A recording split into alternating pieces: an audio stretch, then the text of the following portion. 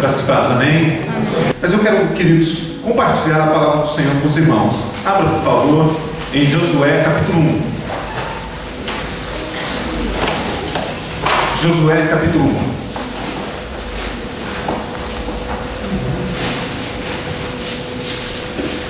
A temática nesses dias nos leva a refletir sobre escolhas. E dentro dessa temática eu gostaria de compartilhar esse texto com os irmãos, refletir com os irmãos sobre essa palavra, sobre aquilo que o Senhor já tem ministrado em nossos corações, sobre aquilo que Deus já tem falado em nossas vidas. E eu gostaria de ler com vocês esse texto e permitir que Deus venha falar em nossas vidas. Nós possamos estar com o nosso coração aberto, com o nosso coração disposto a ouvir aquilo que Deus tem para nós. E vocês vão notar junto comigo que Deus já tem nos falado a respeito dessa palavra nessa noite. Portanto, temos essa certeza que Deus quer falar em nossas vidas sobre essa visão que esse texto aqui nos traz. Josué capítulo 1, a partir do versículo 1. Vamos compartilhar juntos esse texto? A palavra do Senhor nos diz assim: sucedeu depois da morte de Moisés, servo do Senhor, que este falou a Josué, filho de Num, servidor de Moisés, dizendo: Moisés, meu servo, é morto. Dispõe-te agora, passa este Jordão, tu e todo este povo, a terra que eu dou aos filhos de Israel. Todo lugar que pisar a planta do vosso pé, vou tenho dado, como eu prometi a Moisés, desde o deserto e o Líbano até o grande rio, o rio Eufrates, toda a terra dos heteus e até ao mar grande, para o poente do sol será o vosso limite. Ninguém te poderá resistir todos os dias da tua vida. Como fui com Moisés, assim serei contigo, não te deixarei nem te desampararei. Sê forte e corajoso, porque tu farás este povo herdar a terra que, sob juramento, prometi dar a seus pais. Tão somente ser forte e muito corajoso, para teres o cuidado de fazer segundo toda a lei que meu servo Moisés te ordenou. Dela não te desvies, nem para a direita, nem para a esquerda, para que sejas bem sucedido por onde quer que andares. Não cesses de falar neste livro da lei, antes medita nele dia e noite, para que tenhas cuidado de fazer segundo tudo quanto nele está escrito. Então farás prosperar o teu caminho e serás bem sucedido. Não te mandei eu ser forte e corajoso, não temas, nem te espantes, porque o Senhor teu Deus é contigo por onde quer que andares. Amém? Sentado mesmo, mais uma vez, você pode inclinar a sua fronte. Vamos orar juntos ainda. Te louvamos, Senhor Deus, por essa noite. Já tens falado ao nosso coração, já tens ministrado, Senhor Deus, em nossas vidas. E agora, Pai, com muita humildade, nós nos prostramos com o nosso coração diante da Tua face, diante do Teu trono, Senhor Deus, e pedimos que continues falando em nossas vidas. Temos sede, fome, de cada dia mais e mais ouvirmos aquilo que queres falar em nossos corações. Queremos ser obedientes, Senhor Deus, queremos ser servos, queremos ser humildes na Tua presença, Senhor Deus. Ó Pai, por isso nós queremos nessa noite pedir que essa palavra venha falar ao nosso coração, que venhas nos dar diretrizes, caminhos, Senhor Deus, nos apontes aquilo que nós precisamos fazer, aquilo que precisa ser mudado, aquilo que precisa ser abandonado, Senhor Deus, diante das escolhas que diante de nós estão, que nós possamos sempre fazer as melhores, Senhor Deus, sob Tua orientação, debaixo da Tua vontade, em nome de Jesus. Amém e amém. Queridos irmãos, falamos dentro dessa temática que a igreja tem abordado nesses dias sobre escolhas. E escolhas são palavras ou são atitudes nossas que estão sempre vivas diante de nós. Todo momento nós fazemos escolhas. E o texto que nós lemos aqui, queridos, nos fala a respeito da história do povo de Israel, num momento interessante da jornada do povo de Israel. Antes desse texto, do começo aqui no livro de Josué, os textos anteriores, os livros anteriores, nos falam a respeito da saída do povo de Israel da terra do Egito, depois de muitos anos, depois de 400 anos como escravos no Egito. Deus então envia Moisés para que o povo seja retirado da terra. Eles então saem do Egito. Nós conhecemos bem o contexto. Quem ainda não conhece pode estar vendo ali no começo, no início do livro de Êxodo. Nos fala então a respeito da libertação do povo de Israel. E eles então, depois de serem libertos, a última situação que acontece ali consiste, na verdade, a verdadeira libertação do povo de Israel era na noite da Páscoa, na passagem da escravidão para a libertação, onde um cordeiro foi sacrificado, onde um cordeiro foi oferecido, e aí, a partir daquele momento, o povo estava livre. Assim como nós, um dia também, queridos, estávamos presos, éramos escravos do Egito, estávamos perdidos no mundo, e a palavra de Deus diz que através de Cristo Jesus nós fomos resgatados, fomos retirados do reino das trevas para o maravilhoso reino da luz do Senhor, através de Jesus, o Cordeiro Santo, o Cordeiro Imaculado, que verteu o seu sangue lá naquela cruz. Depois o texto diz que o povo então saiu do Egito. Antes disso, antes de sair completamente, eles passam pelo mar em seco. Assim como essa simbologia também, apesar desse texto ser literal, mas nos traz também a simbologia de algo que aconteceu conosco. Passamos pelas águas, fomos batizados. Quem ainda não passou por essa instrução, por essa ordenança do Senhor, ainda precisa passar. Mas nós passamos, aqueles que já passaram, nós passamos pelas águas, simbolizando, mostrando algo que havia acontecido antes conosco. Nós aceitamos a Jesus, morremos para o velho homem e nascemos novamente como novas criaturas. Somos novas criaturas em Cristo Jesus. E o povo então entra no deserto. 40 anos o povo marcha no deserto. E agora então, depois de 40 anos, o povo está se preparando para entrar na terra prometida, aquela que Deus havia prometido há muitos e muitos anos atrás para Abraão, dizendo que aonde ele podia enxergar, aonde seus olhos podiam alcançar todo aquele lugar, Deus estaria dando para o seu povo. Agora o povo estava se preparando para cumprir essa promessa do Senhor, para vivenciar essa promessa do Senhor. E aqui nós estamos nesse texto, diante de todo esse contexto. Queridos, como eu disse antes, esse texto, essa passagem realmente aconteceu, mas ela também é simbólica para nós diante da nossa caminhada como igreja do Senhor Jesus Cristo, comprados, remidos, transformados, libertos, lavados pelo sangue do Cordeiro, mas que estamos hoje, eu e você, nos preparando para entrar na terra que o Senhor nos prometeu. Ela está ali, adiante. Nós já podemos contemplar com os olhos da fé, mas ainda não a alcançamos. Nós ainda estamos nos 40 anos do deserto. O deserto desse mundo que nós vivemos, queridos. O deserto aonde nós estamos é esse tempo que nós vivemos, a nossa vida, aonde, como deserto, nós enfrentamos dificuldades, aonde, como deserto, nós enfrentamos abstinências, momentos de dificuldade, lutas, batalhas.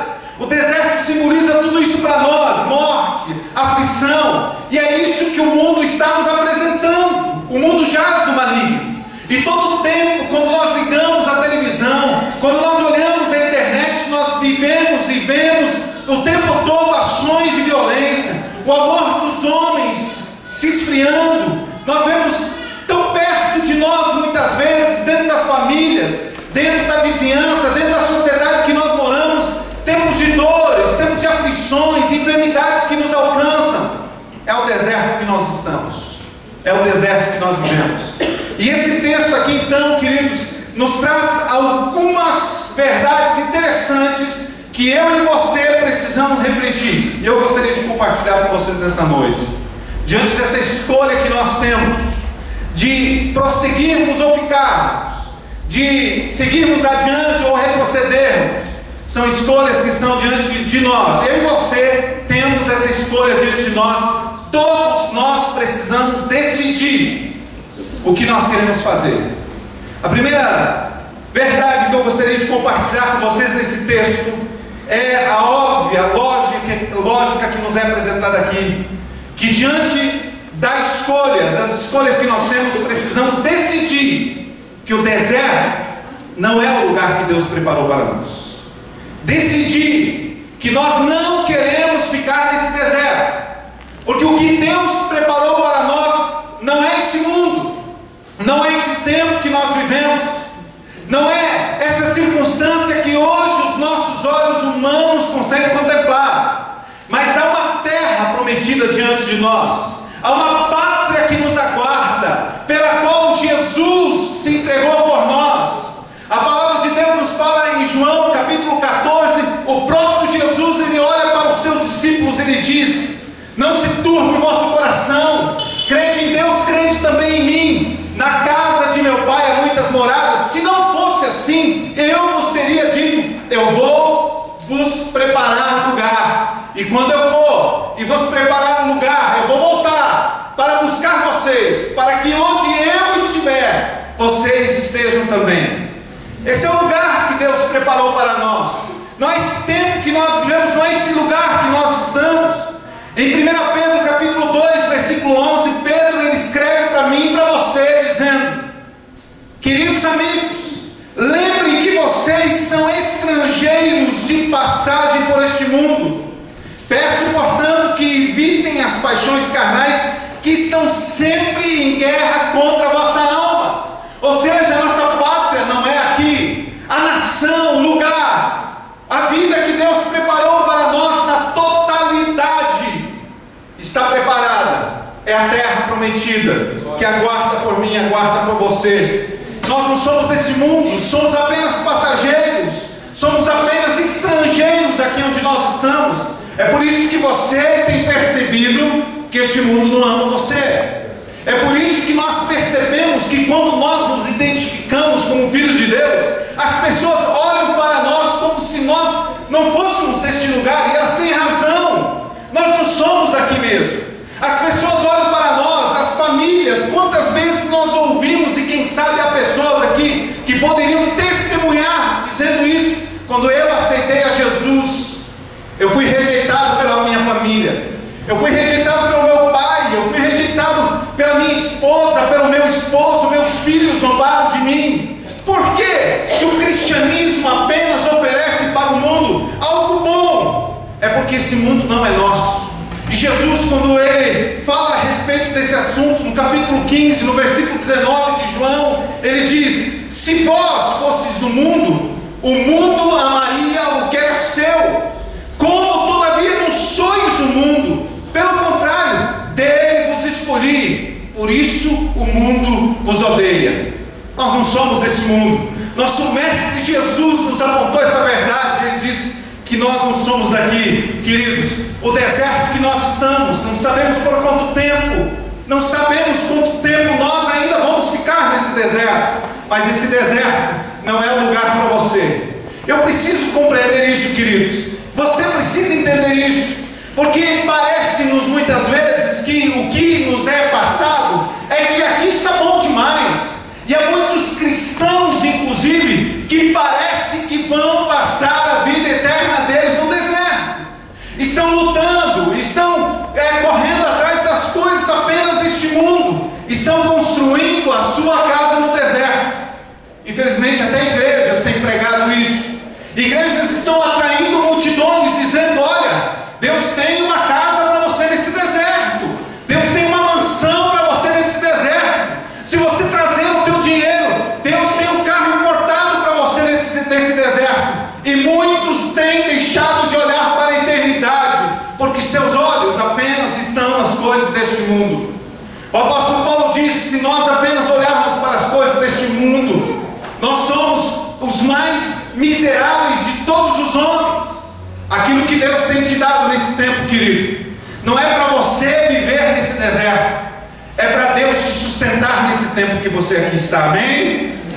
Quando Deus tem nos sustentado, tem nos dado o pão nosso de cada dia, a casa que você tem, o carro que você tem, o salário que você tem, é uma maneira de Deus sustentar você enquanto você nesse deserto está. Assim como Deus, no tempo que o povo judeu estava atravessando o deserto, Deus foi mandando maná do céu, Deus fez com que o povo pudesse se alimentar de codornizes, Deus fez com que o povo bebesse água da rocha, Deus fez com que à noite, diante do frio intenso do deserto, estivesse ali uma coluna de fogo, durante o dia, daquele calor terrível, uma coluna, uma nuvem estivesse protegendo o povo. A Bíblia diz que o tempo que os homens, aqueles homens e mulheres estiveram no deserto, a roupa deles não envelheceu. Deus cuidou dos seus enquanto no deserto estavam. Deus está cuidando de você, Deus está cuidando de mim, e Deus está dizendo para você: isso é cuidado que eu tenho para você, esse é o cuidado que eu tenho para você nesse tempo que você vive. Mas não perca o seu foco.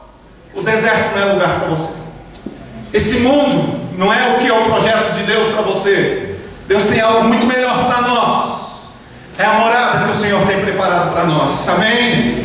Filipenses capítulo 3, versículo 19 ao versículo 21, o apóstolo Paulo fala sobre aqueles que apenas estão olhando para esse mundo. Ele diz nessa carta, ele fala: o destino destes homens é a perdição, o Deus deles é o ventre, e a glória deles está na sua infâmia, visto que só se preocupam com as coisas terrenas. Ele continua no mesmo capítulo, versículo 20, ele diz: pois a nossa pátria está nos céus, de onde também aguardamos o Salvador, o Senhor Jesus Cristo, o qual transformará o nosso corpo de humilhação para ser igual ao corpo da sua glória, segundo a eficácia do poder que Ele tem de até subordinar a si todas as coisas. Amém? Deserto não é lugar para você. Você pode olhar para alguém e compartilhar essa maravilha. Diga para alguém que está perto de você, diga: deserto não é lugar para você. Glória a Deus. Queridos, outra verdade que o texto me apresenta é que diante dessa escolha que eu faço de não entender ou de não querer este mundo para mim, esse deserto para mim, mas de prosseguir para a terra prometida, que diante dessa escolha ninguém pode me impedir nessa caminhada, amém? O Senhor fala isso para Josué no versículo 5. Ele diz para ele: ninguém poderá te resistir todos os dias da tua vida. Ou seja, quando você vai entrar para conquistar, ninguém vai poder resistir você.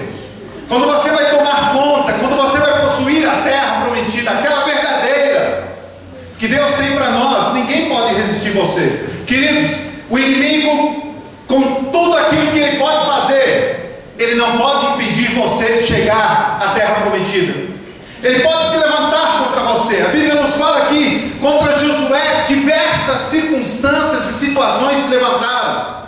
Lá no versículo, ou no capítulo 32 de Êxodo, a Bíblia diz que houve uma tentativa da idolatria fazer com que Josué escolhesse o deserto. O povo fez um bezerro para que fosse adorado, para que aquele bezerro fosse adorado. Josué escolheu não se curvar diante daquele bezerro. A Bíblia nos fala também em Números capítulo 16, versículo 20 ao versículo 36, que houve uma rebelião quando o povo estava no deserto. Corá, Datã e Abirão se rebelaram contra Deus.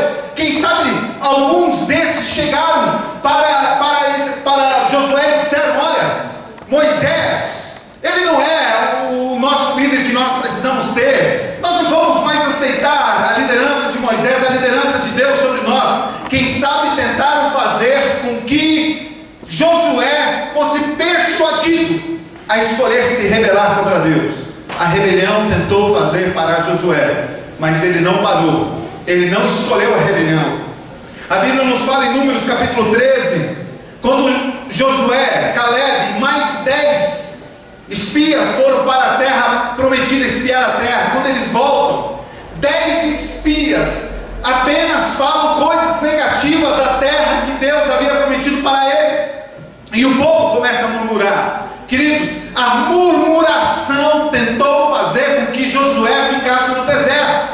Mas a Bíblia diz que enquanto todos murmuravam, Josué e Caleb começaram a repreender o povo e dizer: não, Deus nos deu aquele lugar. Se Deus nos prometeu a terra prometida, nós vamos entrar sim, nós vamos conquistar. Mas o povo todo murmurou. No entanto, Josué não cedeu à murmuração, não escolheu a murmuração. As adversidades se levantaram contra Josué. Faltou pão, faltou água, faltou comida, mas Josué não murmurou contra Deus.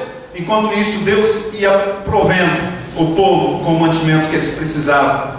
As batalhas, queridos, se levantaram contra Josué. Os inimigos se levantaram contra ele. A Bíblia nos fala no texto de Êxodo, capítulo 17, a partir do versículo 18. Vocês conhecem bem esse texto. Nos fala que os amalequitas se levantaram contra o povo de Israel e houve uma grande batalha. A palavra diz que Arão e Moisés subiram num lugar muito alto.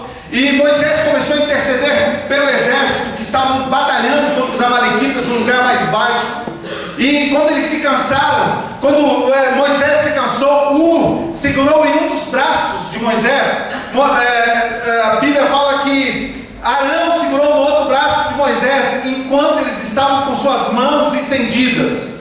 O povo de Israel venceu os amalequitas. Sabe quem estava lá embaixo lutando? Sabe quem estava no fronte? Era Josué. Josué estava lutando contra o inimigo, estava lutando contra os amalequitas e venceu aquela batalha que estava ali. Queridos, na nossa marcha, na nossa caminhada para a terra prometida, ninguém pode nos impedir, a não ser uma pessoa. Queridos, a única pessoa que pode me fazer parar na minha marcha para a terra prometida sou apenas eu. Só eu posso decidir se eu vou continuar ou vou parar, porque as circunstâncias não podem me impedir. Nós temos visto o tempo todo cristãos verdadeiramente entregues aos pés do Senhor, presos, ameaçados de morte, mortos por causa do cristianismo, para que neguem a sua fé. Mas esses homens e mulheres, durante séculos e séculos, eles não têm negado a sua fé no Senhor Jesus. Eles têm deixado, têm entregado a sua vida, porque eles entendem que o deserto não é lugar para eles, mas que Deus tem um lugar melhor. Nem as circunstâncias, nem a fome, nem a prosperidade, nem a enfermidade, o apóstolo Paulo diz, nem a profundidade, nem a altura, nem o presente, nem o passado, nem o porvir, nada pode nos separar do amor de Deus. Nada pode nos separar. Só eu posso decidir, escolher se eu quero prosseguir ou não prosseguir. O que você tem escolhido? Qual é a escolha que você tem feito diante dessa caminhada para a terra prometida? O que você tem feito diante das circunstâncias? Sabe, queridos, eu tenho observado e tenho certeza que o pastor Léo, pastor Narci, pastor Aparecido, os pastores que aqui estão, homens que têm acompanhado caminhada de vidas, tem visto que muitas vezes tem pessoas que por causa de dificuldades, de problemas, têm negado a sua fé em Jesus Cristo. E eles dizem: olha, Deus me abandonou, uma enfermidade me alcançou, e Deus não me libertou dessa enfermidade, eu perdi minha empresa, perdi meu emprego, e por causa de adversidades, pessoas têm negado a Jesus. Mas por outro lado, nós vemos outras pessoas que começam a enriquecer. Muitas vezes chegam na igreja e dizem: pastor, ora por mim, eu quero passar no vestibular. E a igreja ora, a pessoa passa no vestibular, começa a profissionalmente crescer, e quando você vê, essa pessoa vai se afastando gradativamente dos caminhos do Senhor.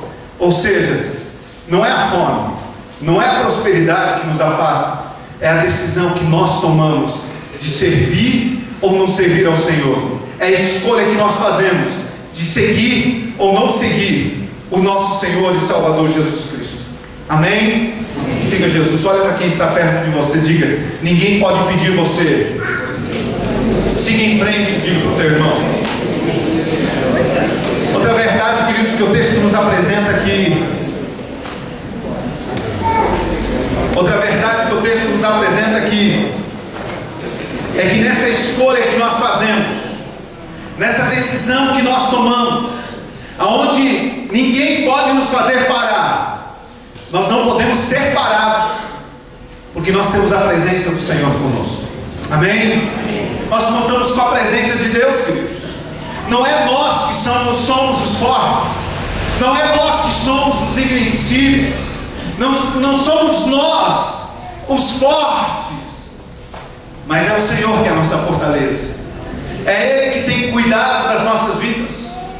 O salmista, falando no Salmo 23, sobre a grandeza de Deus, que Ele é o nosso pastor, aquele que tem cuidado de nós, que tem nos levado a pastos verdejantes, águas tranquilas. Ele diz no versículo 4: ainda que eu ande pelo vale da sombra da morte, Tu estás comigo, a Tua vara e o Teu cajado me consolam. Deus está comigo, Deus está com você. A palavra de Deus nos fala nesse texto tão conhecido de 1 João, capítulo 4, versículo 4, Jesus diz: maior é aquele que está em nós do que aquele que está no mundo, queridos. O Senhor está conosco todos os dias. A palavra de Deus nos promete, Jesus ele fala: eis que estou convosco todos os dias, até a consumação dos séculos. Isaías, no capítulo 43, versículo 2, ele diz: quando passares pelas águas, o Senhor fala, eu serei contigo. Quando pelos rios, eles não te submergirão. Quando passares pelo fogo, não te queimarás, nem chama alguma arderá em ti, porque o Senhor é conosco. É Ele que nos acompanha, é Ele que está conosco na alegria ou na tristeza, nos momentos de festa ou nos momentos de choro. É Deus que se faz presente em nossas vidas, e nós podemos ter certeza disso, queridos. Como é bom termos a certeza de que Deus está neste lugar.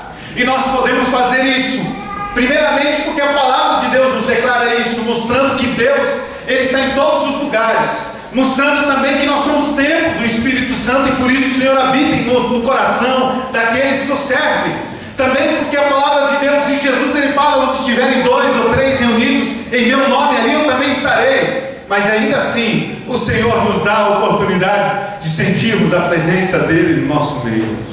Deus está aqui no nosso meio. Olha para o teu irmão e diga: o Senhor está neste lugar. Eu quero terminar, queridos, compartilhando mais uma verdade nesse texto. Diante dessa escolha que nós fazemos, diante dessa escolha que nós fazemos de não ficarmos, de não permanecermos neste mundo, mas de seguirmos, entendendo que nada pode nos fazer parar, e tendo a certeza absoluta de que Deus está conosco, precisamos tomar uma posição. Eu e você, queridos, Deus exige uma posição minha e tua. Eu acho interessante o que o Senhor diz para Josué no versículo 6. Ele diz o seguinte: ser forte e corajoso. Eu acho interessante porque ele não diz, embora que ele possa fazê-lo, ele não diz que ele faria Josué forte, ele não diz que faria Josué um homem corajoso, mas ele diz para ele que essa posição, essa decisão, essa escolha precisava ser dele. Ele diz para Josué: você precisa ser forte. Trazendo isso, queridos, para o nosso contexto, para a nossa vida espiritual, precisamos entender que o que Deus quer de nós é força espiritual, ou seja, maturidade. Queridos, quantas vezes nós olhamos para cristãos que não conseguem se desenvolver espiritualmente, cristãos que não conseguem crescer espiritualmente, que não conseguem se fortalecer espiritualmente. É como uma criança. Nós entendemos as ações, as atitudes de uma criança com muita naturalidade, dependendo da sua idade. Uma criança, quando ela é pequena, ela chora, ela começa a chorar desesperada, e o pai precisa interpretar o que ela está querendo. Se ela está com fome, se ela sente dor, se ela está com as fraldas contaminadas, ele precisa interpretar. A criança não está com um mês de idade, deitada lá no berço, e fala para o pai dela: pai, minha fralda sujou, o negócio está feio aqui. O pai precisa interpretar isso, ele precisa compreender isso. E é natural que essa criança cresça, que ela vire um adolescente, que depois ela se torne um adulto. Não seria natural se essa associação de um adulto, de um jovem de 18 anos. Nós diríamos que há um problema com esse jovem. Há uma enfermidade que o alcançou de repente. Na vida espiritual é a mesma coisa. Há um tempo que a pessoa se converte, que coisas são aceitas, mas é preciso que nós venhamos crescer espiritualmente, amadurecer espiritualmente. Quantas vezes nós olhamos para dentro da igreja, nessa caminhada que nós estamos, onde nós olhamos para cristãos de anos de igreja, mas que se comportam igual a uma criança. O pastor precisa olhar para ela e tentar identificar o que aconteceu com ela hoje, porque hoje ela não cumprimenta ninguém. Será que ela está com dor de cabeça? Será que ela não gostou da novela de sexta-feira? O que está acontecendo com essa pessoa? E a pessoa, ela fica no canto, ela não consegue andar, ela não se desenvolve, ela precisa ser carregada de um lugar para o outro, ela não consegue caminhar sozinha, e ela vive o tempo todo pedindo oração, porque ela está fraca espiritualmente. Precisamos entender que a graça de Deus é derramada sobre nós para nos fortalecer, mas a escolha de sermos fortes depende de nós. É preciso que na nossa escolha nós sejamos fortalecidos pela palavra de Deus, pela busca da palavra de Deus, pela consagração no jejum, pelo nosso tempo de oração, pela disciplina que nós temos com Deus, pelo tempo que nós passamos em comunhão com nossos irmãos, pelo desejo ardente que há no nosso coração, mesmo que muitas vezes esse desejo não exista, mas que eu preciso ir e compartilhar a palavra de Deus. É decisão de quem é maduro e procura maturidade.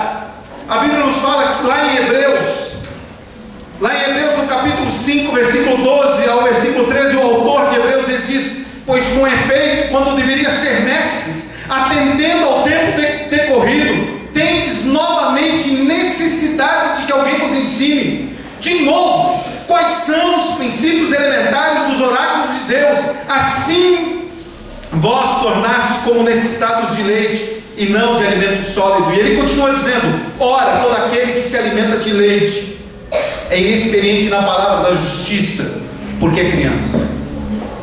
É preciso que eu e você tenhamos essa posição, crescermos espiritualmente, sermos mais fortes, mais maduros. Pastor, chega de pedir, eu estou aqui para te ajudar. O que tem que fazer, pastor? As crianças estão precisando de professor de escola dominical, só tem mulher. Vou lá, vou trabalhar como homem, vou ajudar sim. O que precisa fazer? Precisa limpar a igreja, precisa cuidar da portaria, precisa fazer alguma coisa, precisa ir lá no hospital orar pelos enfermos. Isso é atitude de quem tem maturidade espiritual. E Deus diz para você: seja maduro, toma essa posição, nessa caminhada que você está. Não é só receber, diante dessa teologia que nós vivemos hoje, de receber, a teologia que nós fomos ensinados por Jesus Cristo, é de servir, porque quem não serve, não serve. Jesus nos chama para sermos servos seus, de dizermos o que precisa acontecer, qual é a diferença que eu posso fazer no mundo, em que eu posso impactar essa geração, com o meu testemunho, com as minhas atitudes, o que precisa ser feito. E Deus, ele olha para Isaías, no capítulo 6, versículo 8, ele diz: a quem enviarei? Quem há de ir por nós? Que nossa palavra seja de Isaías: envia-me a mim, Senhor. Eu quero ir, eu quero fazer a diferença. Ser forte e ser corajoso, diz o texto. É outra atitude e posição que eu preciso tomar. Sabe por quê, queridos? Porque no mundo cristão não há lugar para gente covarde. Porque nessa sociedade, nesse deserto que estamos, somos rejeitados pelo simples fato de dizermos que somos cristãos. As pessoas zombam de nós como jovens. Agora eu não sou mais tão jovem, mas quando eu era jovem, quando eu dizia abertamente que eu iria me guardar para minha esposa, eu não tinha medo de dizer isso na faculdade. Somos zombados, somos escarnecidos pela posição que nós tomamos como cristãos. Mas hoje nós temos jovens e adolescentes, tantos e tantos, que diante das provocações do mundo, eles têm vergonha de dizerem que são cristãos. Falta coragem. Para sermos cristãos de verdade é preciso coragem. Eu fico pensando, queridos, se hoje uma perseguição fosse se levantar contra a igreja do Senhor no Brasil, muitos templos e catedrais ficariam vazias. Essa teologia que é pregada muitas vezes no nosso meio, queridos, de que você só vai receber e só vai receber, é uma teologia para covarde, que não tem coragem de enfrentar a morte, se for preciso, por causa do seu Salvador. É preciso de coragem, é preciso ter coragem, é preciso ter posição diante da presença do Senhor. Não precisamos temer o inimigo, porque maior é aquele que está em nós do que aquele que está no mundo. E para terminar, queridos, a outra posição que nós precisamos ter é seguir a palavra do Senhor. Amém? Oh, aleluia. O texto nos diz aqui no versículo 7, Deus fala com Josué dizendo: tão somente ser forte, muito corajoso, para teres cuidado de fazer o quê? Segundo toda a lei que meu servo Moisés te ordenou. Dela não te desvies nem para a direita nem para a esquerda, para que seja bem sucedido por onde quer que andares. Não cesses de falar deste livro da lei, antes medita nele dia e noite, para que tenhas cuidado de fazer segundo tudo quanto nele está escrito. Então farás prosperar o teu caminho e serás bem sucedido. Medita na palavra do Senhor. Medita na palavra do Senhor. É ela que é a nossa bússola, o nosso GPS, é a nossa orientação que nós precisamos. Vocês sabiam que apenas 3% dos cristãos, dos evangélicos, apenas 3% dos evangélicos leem a Bíblia todo dia? Estamos muito distantes de sermos seguidores da palavra do Senhor. O salmista começa o Salmo 1 dizendo: bem-aventurado o homem que não teme, bem-aventurado o homem que não se detém no caminho dos pecadores, que não se assenta na roda dos escarnecedores. Antes tem o seu prazer na lei do Senhor, e nela medita de dia e de noite. Ele é como uma árvore plantada junto a ribeiros de água, cuja folhagem não murcha e cujo fruto ele dá na estação certa, e tudo que ele fizer, olha esse texto aqui, prosperará. Amém? Você vai alcançar pela palavra do Senhor que está diante de você, pela coragem que você tem de seguir o Senhor Jesus Cristo, independente das circunstâncias, pela maturidade que você buscar na presença do Senhor. Que escolha você vai fazer? Você pode ficar em pé em nome de Jesus.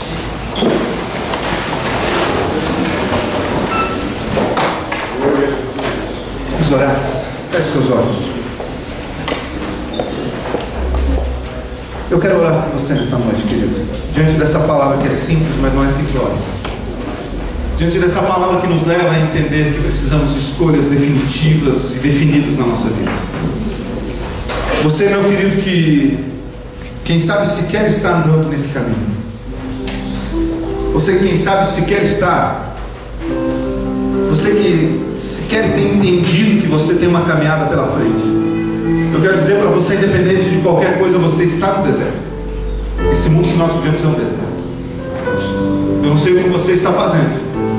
Se você está construindo a tua casa nesse deserto, se você está sentado numa pedra, se você está se preparando para entrar na terra prometida. Você está vendo o Rio Jordão, querido? Nosso Senhor Jesus Cristo está lá do outro lado, esperando você e eu de braços abertos. Esperando uma igreja lavada pelo sangue do Cordeiro, esperando eu e você, porque foi por isso que Ele deixou e enviou o seu Filho Jesus para morrer por mim e por você. Eu não sei o que você tem feito, mas eu quero dar essa oportunidade. Se alguém aqui nessa noite que ainda não escolheu a terra prometida, mas que tem escolhido esse deserto que não tem nada para você, que não tem nada para você. Homens e mulheres têm sucumbido, todos os homens e mulheres que têm escolhido esse deserto, mas há um lugar melhor para mim e para você. Alguém que ainda não escolheu a terra prometida, mas que nessa noite está tomando uma decisão de coragem no seu coração. Quero dizer, falta coragem. É preciso coragem. Se você tiver coragem, eu não vou pedir para você levantar a mão, porque eu quero que você tenha coragem, que você comece a exercitar essa coragem, que você tome essa posição de coragem.